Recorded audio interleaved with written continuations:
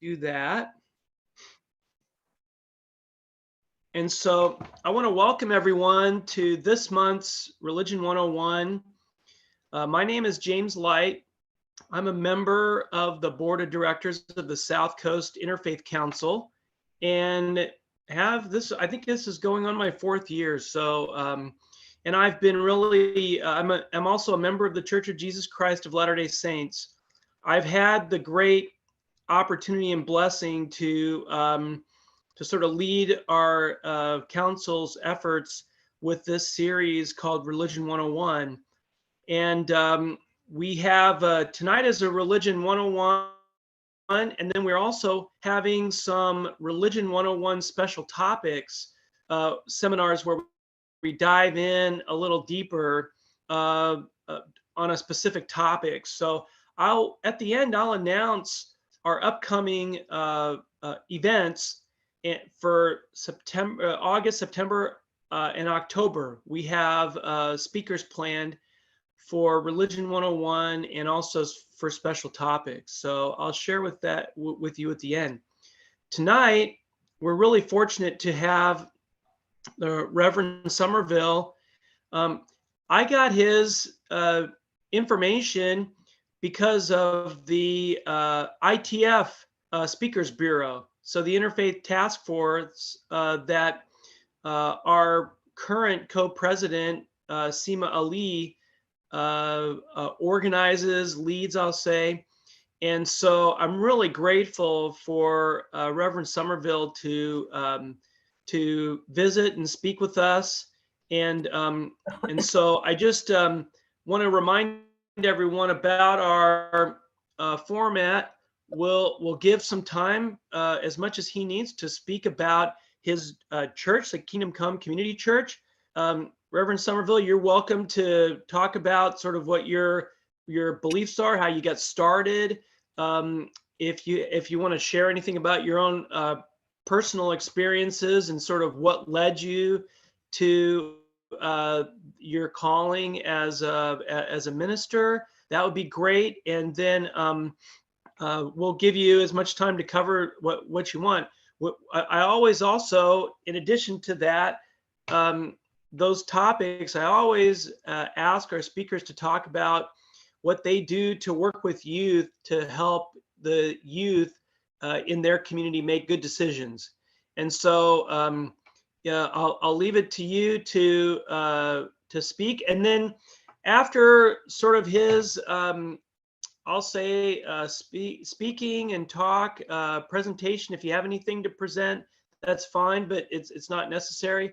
Then we'll turn it over to questions and answers. And I always remind our participants that our focus in asking questions is really to learn as much as we can about, oh, okay, great, thanks. Is really to learn as much as we can about our speaker and their religion and community and things like that. So it's definitely not to have any kind of debate over a doctrine or practice or anything like that. So now I always say that, but the members that, the folks that participate in this community are always really great about that. But I always do want to remind everyone, just so we stay focused on what our purpose is. And it really is to highlight and to learn as much as we can in this forum about our featured speaker and his community. So with that, I'm going to turn the time over to you, Reverend Summerville, and welcome. Thank you, James. Light, right? Yeah, that's right. Okay. And I feel like I've been in this space before. Some of your faces look familiar. And thank you for obviously putting forth some names. Maria, I think you and we met at Mission Hospital when I served as a chaplain with the patient that literally resurrected from the dead. Oh my God, I remember that day. I remember Yes. that day. Yes. So just and obviously my goal is not to keep us long. I fortunate enough, I'm glad I had this on my calendar. You also probably see some car in the background. I'm not driving. I am in the parking lot of where my son is practicing football. So I promise you I will not hold you all long, all the more. So that's one thing I'm doing for the youth, right? Being a parent. But but as it was introduced, my name is Reverend William Moses Summerville. I serve in this capacity, and for this time, I serve as a senior pastor of Kingdom Come Community Church, which is a grassroots church that was started out of a living room of one of our founding members that basically said, just start a Bible study, let's see what happens. We have now that coming out of this pandemic, we meet at Lakewood United Methodist Chapel in Lakewood, California, even though our main area is in Costa Mesa. I also serve as currently now as the hospital chaplain at Hoag Hospital, Irvine. And so you would consider me or would call me bivocational in Christian settings, but obviously in religious settings all the same. What birthed this church, Kingdom Come, was basically individuals, myself, coming to me to say, we have enough churches. Why do we need any more churches? Why another church plant? And the goal and the push and the thrust was around, we want to be Christians who are not spiritually abusive. Unfortunately, there is this nationalistic faith flare that's out there that is not always welcoming. And so we as a community of individuals, and obviously Christians in particular, we, started our Bible study series surrounding this book, The Subtle Power of Spiritual Abuse. And out of that, dealing with that, we came up with the name Kingdom Come, which is directly from the founder of our faith, whom is often referred to as Jesus the Christ, where he gave an example's prayer, thy kingdom come, thy will be done on earth as it is in heaven. And so it is our prayer, it is our push as a faith community, as we live out our faith, both inside the confines of our church, but also outside in the world that is professed for God to have created, that we, as the elders would say in my community, most specifically African-American community, that if you have heaven in you, then you should leave some heaven behind somewhere, right? And so that's how we operate as a faith community. I'm inviting you all, obviously, in this slideshow as if you're new members. So don't throw away your faith or your religious expression, but also invite yourself to say, you know what? I'm going to be a member of Kingdom Come Community Church in a Christian context, which has its conventional yet unconventional ways. So welcome home. All right. Our mission statement of our church is as I was mentioning earlier, is our purpose is to live as a community of citizens, loving all people as a reflection of God. Our vision motto is citizens of the kingdom, serving as citizens in the world, which is referenced from Romans chapter 12, verses 1-3 in what is referred to as the Bible, and that we present ourselves as a living sacrifice, not sacrificing ourselves, which has often been a common thread of when you engage the Christian faith. But we are saying we want to be a living sacrifice according to our measure of faith as it is referenced in this Pauline text. Our vision statement basically means the purpose of being citizens of the kingdom, serving as citizens of the world, is to bridge the mandate together of Jesus' statement and the disciples' prayer, which is to let God's will be done on earth as it is in heaven. The kingdom we want to attain in heaven is the same kingdom we must seek to live here on earth. Our main focal ministry points, which we serve with a sense of urgency, not in a rush, is health, education, and economics.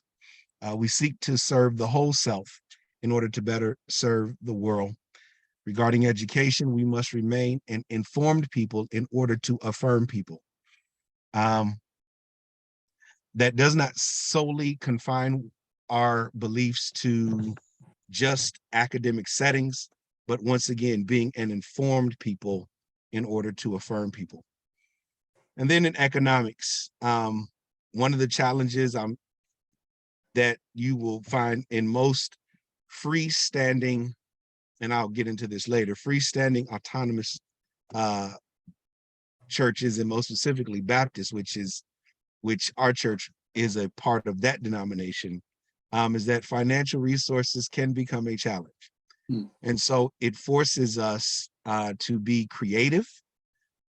Necessity is the mother of invention, as the old adage would go. And so we seek to navigate what it means to serve ourselves as much as those in need, because we are of the belief that if you cannot self-love yourself and support yourself, it makes it harder to serve others.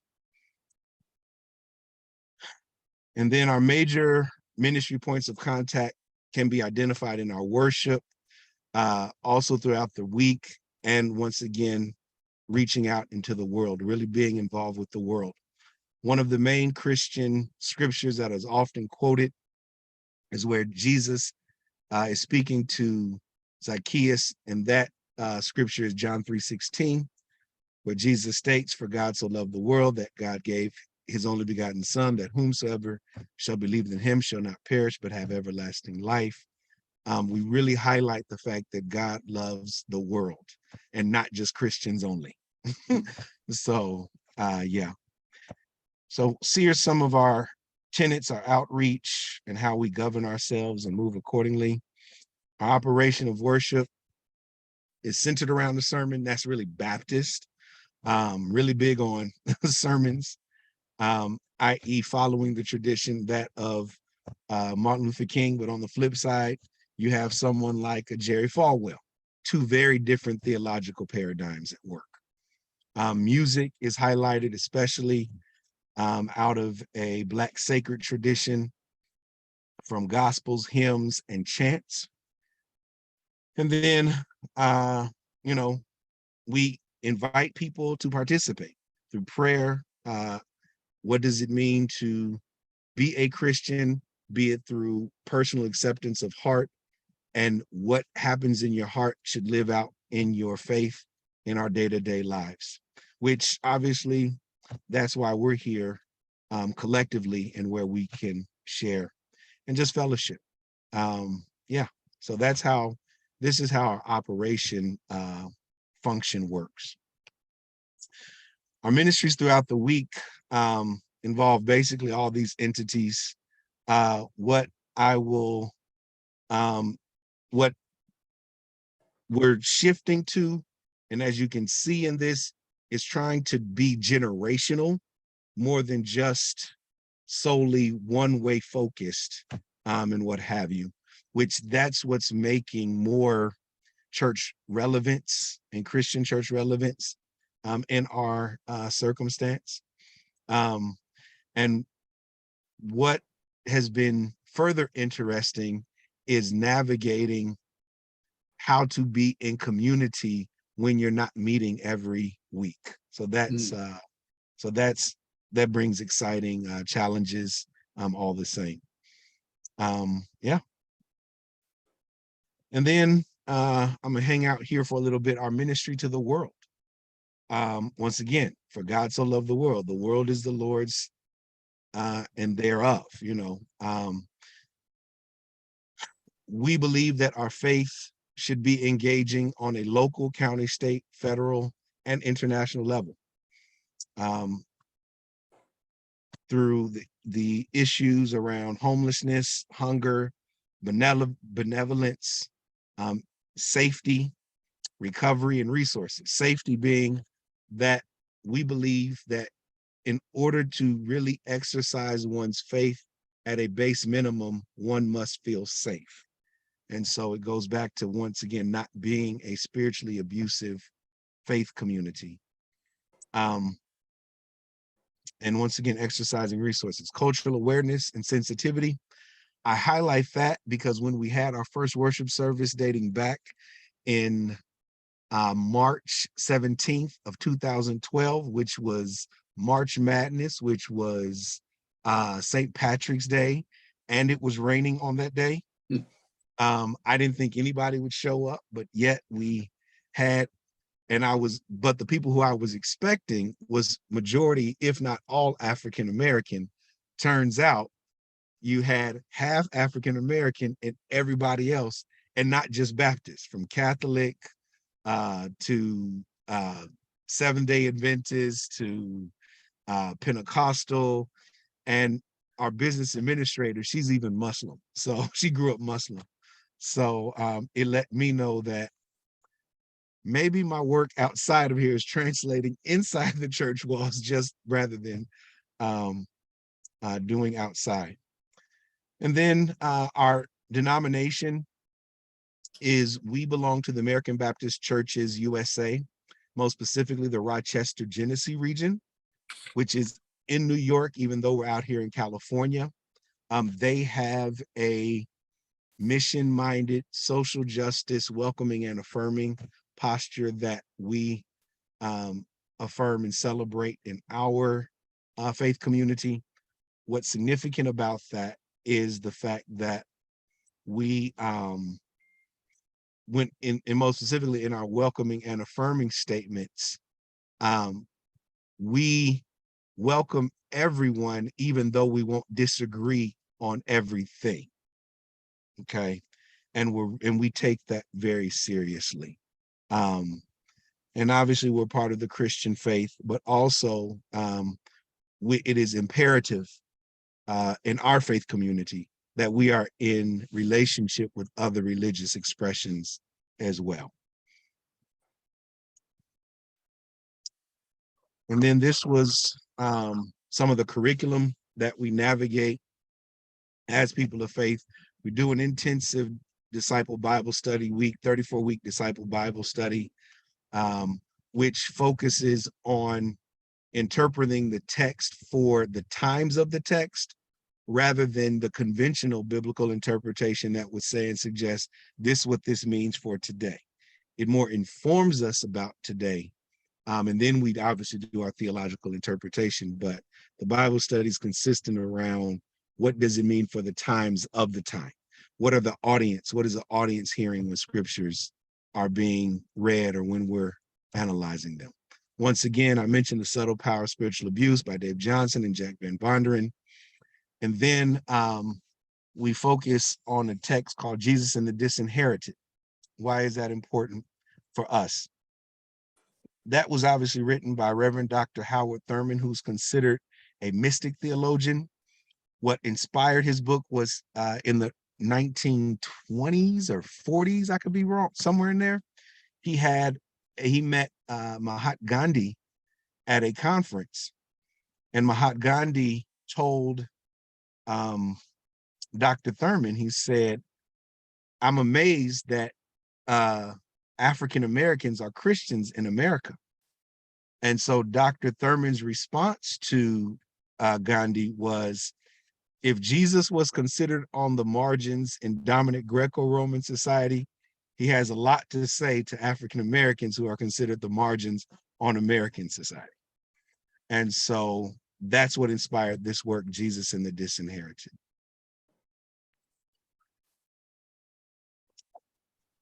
And then this is our goal of how we seek to operate in a circular fashion rather than a hierarchical fashion, where everyone knows their roles, and keeping the Trinity, God, Father, Jesus, Son, Holy Spirit, in context and in construct, and just navigating accordingly. And that's how we move. I'm gonna close this out now and stop share.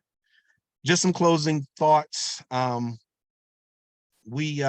it was regarding the question regarding our youth. Our youth ministry is centered around the youth, meaning that we encourage our youth to be involved with activity, and we go to their activities as a part of our working, to see the adults show up rather than always telling them to come, and this is what we're going to do for you. We go as adults and assign ourselves to say, this is how we celebrate and support our youth, so other people in these contexts and in this capacity see that, as you be it, like my son, he's in sports, but some of our members come to the practices just as much as the games, to show that there's a community that further affirms and asserts these talents and these young people. I cannot tell you, even as a senior pastor myself, obviously as a senior pastor myself, I've been voluntold to be a counselor and lead at YMCA gatherings, political camps, and the like, because an added adult was needed, all the same. And obviously I've done public advocacy work where I've been involved with politics. I ran for public office myself. And like I said, I'm obviously in the spaces around, clinical spiritual care provision. And I'm also in my third chapter of my dissertation as well. So that's where we are. That's us as a community. And that's my time. I yield the mic to questions now. Well, thank you very much for that presentation and discussion. Let's open it up to questions.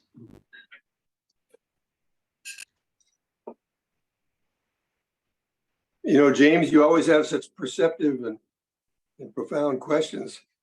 Could you give us one to get started? I have I think one. Maria had one. Maria. Go ahead. Yeah, I always have a reserve list of questions that I come up with, but I am okay with yielding to our participants. Okay. So Maria, if you have a question, then yes, yeah, I do have a feel question. free to It's so ask. good to see you. It's so good to see you. My God. Where has the time gone, right? Oh my God. Oh my God. It's so good to see you. My question is, I want to know more about how did you start it in a, what do you say, living room, a house? Can you tell us about that? So I had, as quick as I can reply, I help out with other churches just as much as at a time I was serving as an assistant pastor. Unfortunately, I found myself spiritually abused at the church where I was serving as an assistant pastor. And really at that time, I was done with wanting to serve in religion, faith at all. And then I attended a church service where my uncle was a pastor in LA. And I identified a young lady who was a part of my uncle's worship service, but not engaged because it really didn't speak to her. And I approached her and said, you didn't understand all of that, or you didn't get that, did you? And she said, no. And so that initial conversation led to her saying, okay, I love your uncle, you love your uncle, but you need to do something yourself. And so I was resistant to it. And she said, okay, well, I need something for myself. Just come to my house and you can lead a Bible study, and then we'll just go from there. And let's see what grows and goes from that. And that's how that happened. So, yeah. Good job. Good job. Good job. Thank you. Can you give us a definition or an understanding of this, what you referred to, this this idea of spiritual abuse? And I sort of have my own, I have some experiences in my life where I sort of have an idea as to what it means, what it means to me, but I'm interested to understand what sort of your framework is about about this notion of spiritual abuse, and in particular, I guess, part of it is to understand what does it do to, I guess the consequence of it is it doesn't lift up, right? It doesn't uplift people, and then it can tend to help, sort of motivate them to draw away from God, right? Or to draw away from participation in the community. So I would be fascinated. I think all of us would be to understand that better from your understanding, Reverend Summerville. Well, really, you hit the nail on the head. It falls in the same, as I say violently, you addressed it directly. Yeah, it falls in the same lines of, you have mental abuse, you have emotional abuse, you have physical abuse, and spiritual abuse as well.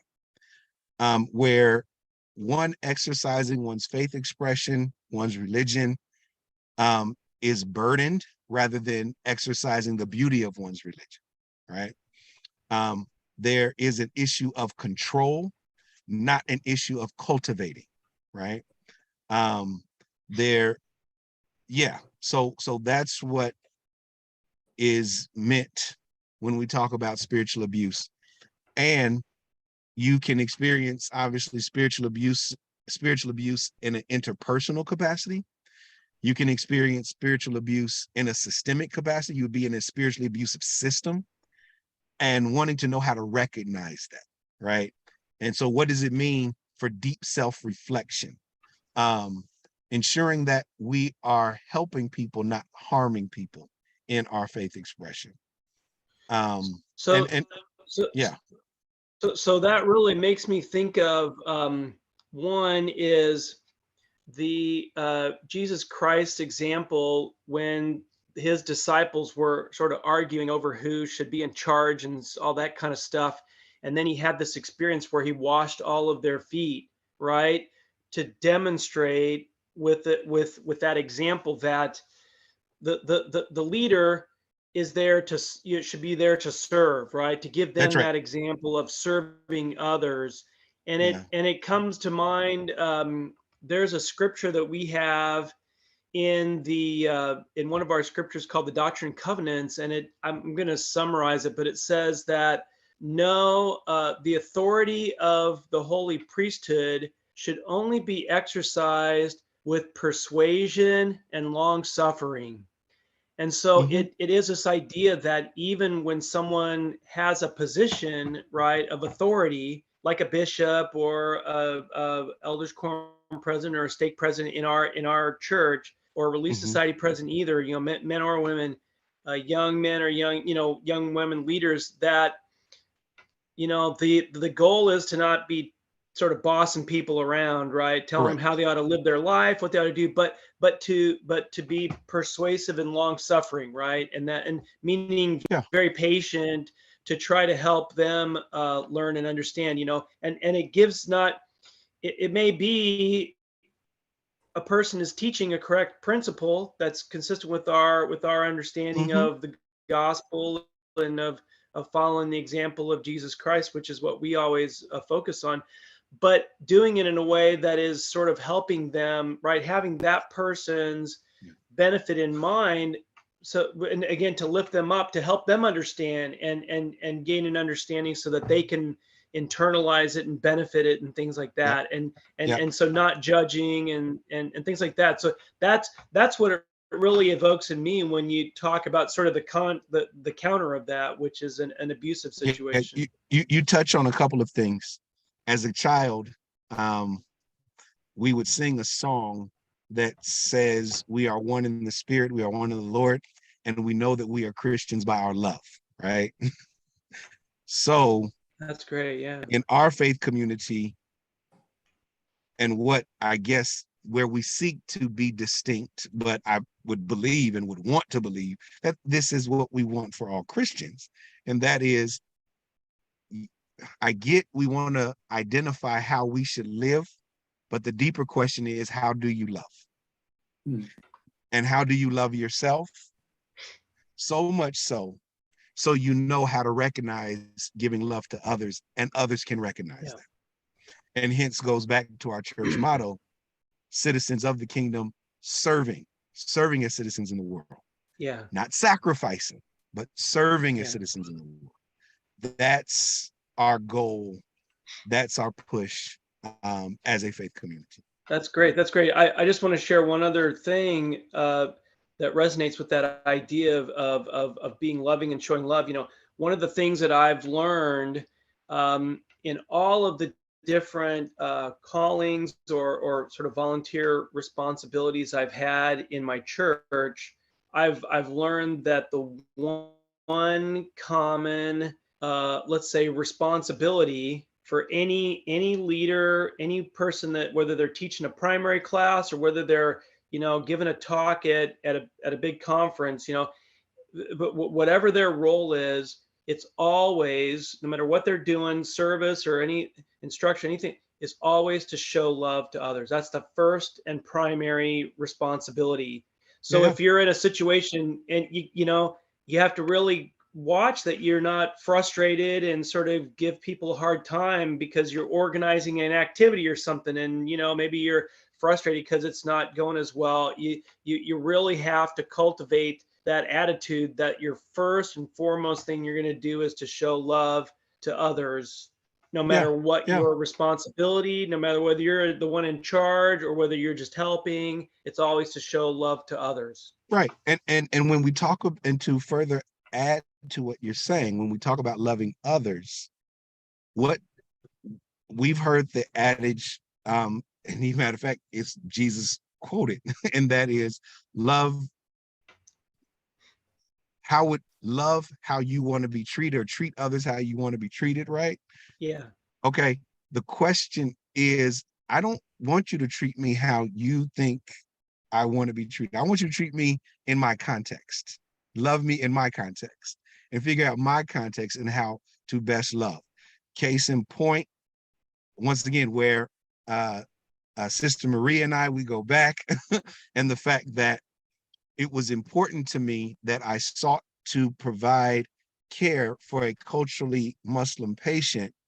And when I engage Sister Maria, she lets me know how she best feels comfortable around me and in my space, and me and her space all the same. So once again, what does it mean to love someone in their context? And when we talk about loving others. So yeah. I see Thanks. Father Alexia here, and yeah, every time I have a Catholic patient, I close out when I do pre-op prayers at the Orthopedic Institute. We always close out with the Lord's Prayer.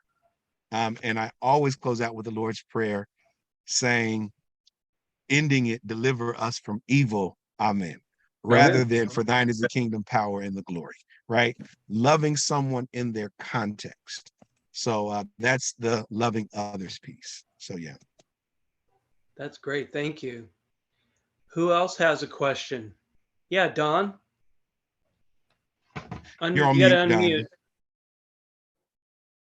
You mentioned working with the youth intergenerationally. And, yes. And I'd like to hear more about that. You said the adults attend their meetings and events and support them. But yes. What are this is an area of great interest across faith groups, whether they're losing their youth. So what do you have any suggestions for how the rest of us can do that, in our own congregations? And this is why I tell all my youth, get involved, and I hate to sound like this, but it's the truth. You have to get involved in politics, period. Because you all have no future at all. It's hard to live. It's expensive. When you get out of college, the jobs aren't there. And so you need better politics, robust politics. Yeah. And do it in a serving capacity. So that's one.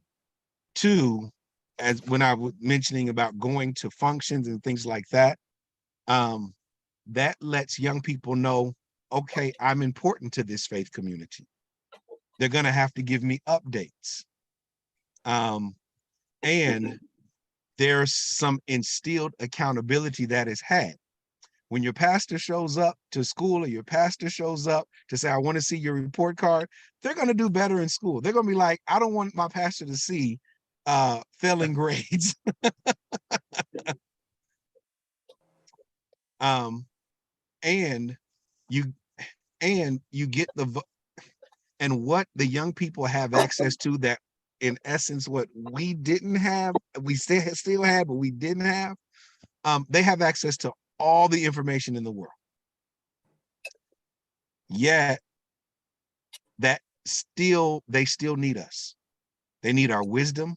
They need our stories. That's what we have. Exercise your wisdom, exercise your stories, and just have a story no more than 10 minutes to share, and then come back to you to circle back around you. But I would say start advocating for young people to have very robust lives.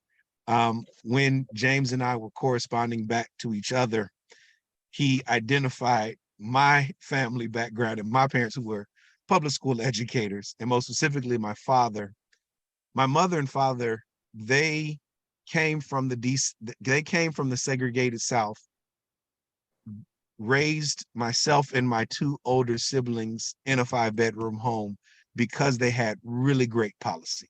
They were the direct beneficiaries of the civil rights movement, of the desegregation projects, of the integration projects. And it's because they just had great policy. And I was not, and I'm fortunate enough, I was not succumbed to the whole 80s crack epidemic due to the parents I had, by the politics they had, the jobs, and the robust politics they had for them advocating. You may have heard the 17 Freedom Riders out of Tennessee. One of those Freedom Riders was a mentor of mine, and he was showing up at my football games. So young people, it's gonna be some work. Show up at their events. Once again, we're still the retainers of wisdom and stories, even though we don't have access. Because they have access to all the information, they still need us, very much so. I appreciate that answer. Yeah, I had like some friends at my church when my son was playing baseball in high school, or even in Little League, and they said, "Oh, hey, we would like to come to watch him play in a game, right?" And so they did, and he never forgot that, just because it demonstrated that they were interested in the stuff that he was interested in, right? So yeah. I really resonate with that, the idea that there's a lot of ways to support our youth. It doesn't have to just be from organized activities. It doesn't have to be from just the leaders. It can be from other adults in the community, in the congregation. I told my youth minister, I said, your first year here, don't even set up any activities. You find out what everybody else is doing. Yeah, that's really wise. Yeah. I said, don't. And I had sent Reverend Summerville an email, because he grew up in Champaign, Illinois, and I grew up just south of Bloomington, Illinois. So we're practically neighbors. Yeah. And I spent 4 years at the University of Illinois. So I was fascinated to do some research and read some really excellent articles about your father, and just like the impactful role that he had in that community. And I can speak as someone, who went to school there. There's not very many African Americans in that community. It just, and for the prominence that he had because of his music, his love for the church and for music, and also then the role he had as a faculty staff member at the university, is really so. I don't want to say impressive. I just think it's really inspiring, right? Just that there was that the community, loved and appreciated him, and I can see how I can just imagine how powerful and uplifting that was for you to sort of be in that, kind of environment growing up. I mean, I'm sure there was positive and negative, of course, but It was that really basically was being sort a of neat. Kennedy of the hometown. That's all. Yeah. I felt like a Kennedy of my hometown. That's really it. And Yeah, even when I go back, like people like recognize me, know me, and like it's almost like our son has come home. Like it's really, and both of my parents are now deceased. Let me be very clear about Yeah. that. But also in memory and celebration of my father, they opened up, they have a archives in my father and mother's memory at the University of Illinois now in their library. So That's a really, life well yeah, lived, that's very wonderful. life very well lived. They both Yeah. left the Yeah. world better than whence they came in. So I have a a question. testament to their, I thank you. have a Thanks. Yeah. question. Okay, go ahead, Nancy. About the, the spiritual abuse, which is, I had to look it up because that's nothing I had heard about before, but I can see what spiritual abuse is. And I'm just wondering, because your church is affiliated with the Baptist Convention, is this a movement or an interest or a focus of only of your particular congregation, or is this something that the Baptists nationwide? I wish I could say all Baptists, but no. That's one. This is my congregation specifically because autonomy is really pushed for the local church. That's one. Other churches do it, but also the region that I belong to, they press for it, and the denomination specifically that our church belongs to is American Baptist Churches USA. Now, mind you, there are at least, and I'm probably being conservative saying this, there are at least 16 Baptist major denominations. We're in South Orange County. You may have clearly learned of the news of what has recently happened with Saddleback Church and the Southern Baptist Convention finally kicking them out because they ordained women in ministry. And in part because they don't have a welcoming and affirming posture like the American Baptist Churches does, meaning that you can strongly disagree on some things, but yet still remain in community due to the fact that faith and spiritual expression is evolving, is growing, all and the like. So, yeah, but in short, to answer your question, Nancy, this is not a Baptist thing, unfortunately. Our goal, my posture, my calling is more following that of the Reverend Dr. Martin Luther King versus the Reverend Billy Graham. Two very different theological postures. And I highlight those two because they did meet when King was alive. And Billy Graham said, let's collectively profess that Jesus Christ is Lord. We're both Baptists, let's do it. And so Martin Luther King said, okay, I'm okay with that, but let's also stand together to say segregation is a sin. That revival never happened. So, like I said, we may be Baptist in name, but we're all not the same.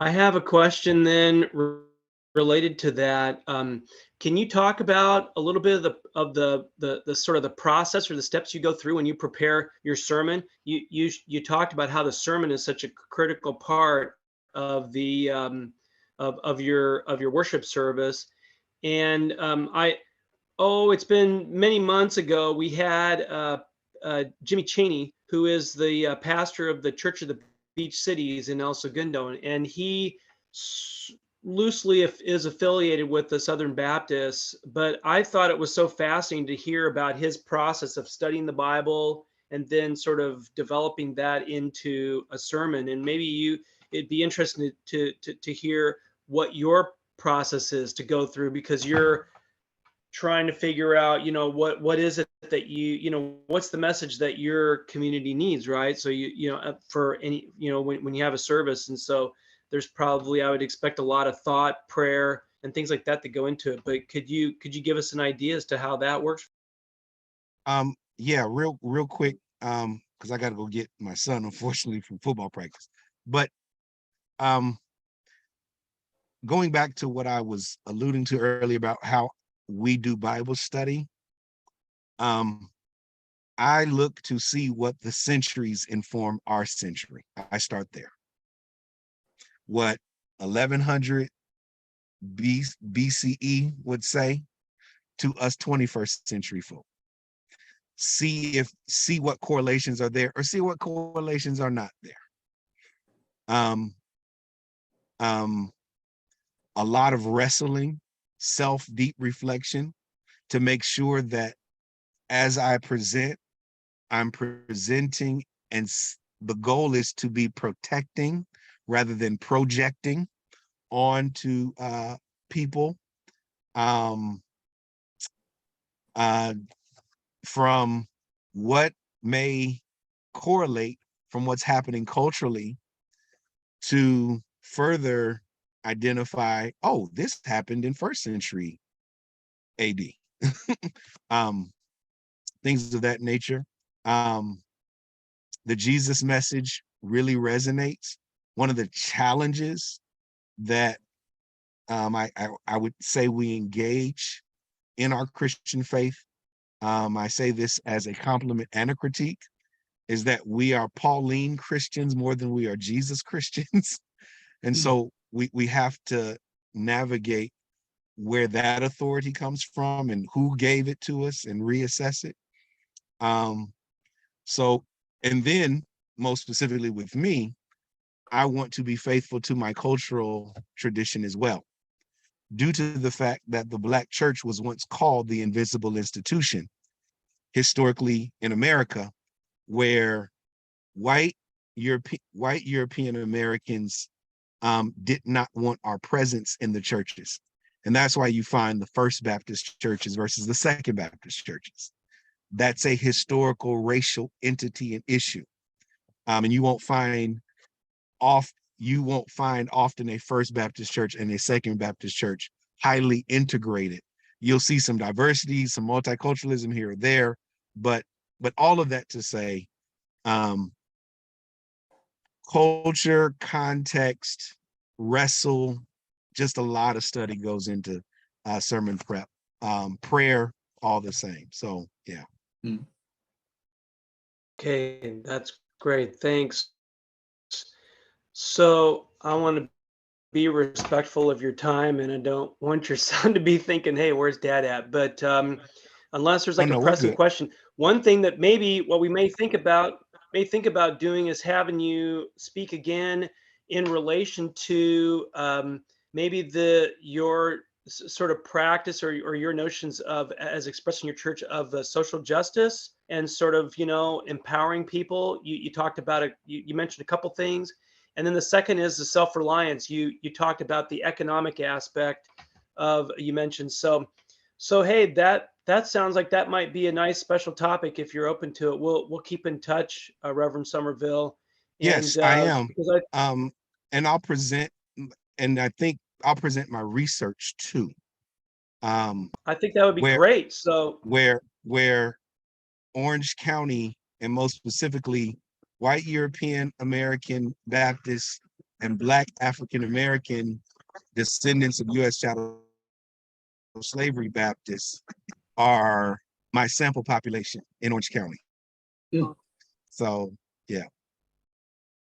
that sounds great. So yeah, well, I'll be in touch, and we'll figure something out, because I think this forum is it's a great way for us to hear from you, right? To what your perspective is. And I think those couple of topics would be very, very, very valuable for us to share. So thank you. Thanks everyone for attending. Thank you, Reverend Summerville, for your time and your wonderful presentation and your great answers to our questions. It really helps a lot to understand sort of where your experience is and how you're serving your community. And we definitely commend you for that. Well, thank you for having me.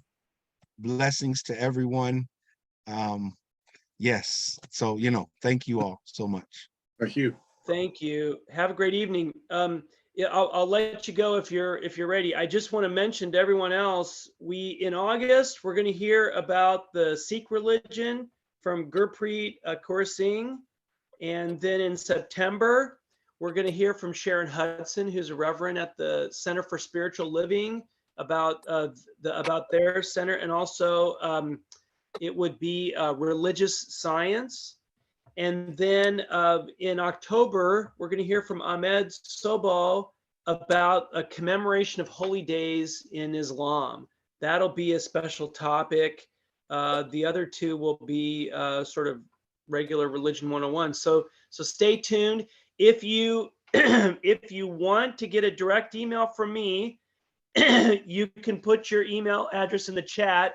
Don is on my email list, and I'm grateful that he'll pass it on to those folks in Orange County when the time comes up. I usually send an email like maybe the weekend before, but it's always the fourth Thursday. We won't have Religion 101 in November and December. Well, the fourth Thursday is usually Thanksgiving, and well, pretty much always Thanksgiving.